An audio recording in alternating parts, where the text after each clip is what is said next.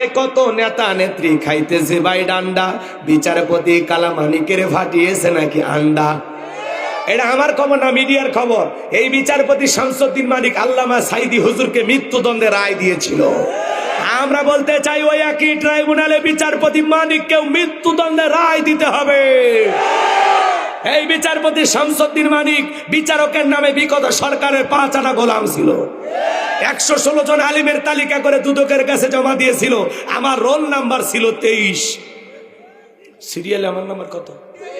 আপনারা চেনেন না? মানিক ঠিকই চেনে, কথা কয় না, কথা কয় না।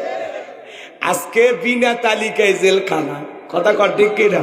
হলো কেরো ঝলক গেল, হলো কেরো ঝলক গেল, থামিয়ে নেটের চাকা, ওদের সারা দেশটা বড় লাগে ফাঁকা ফাঁকা।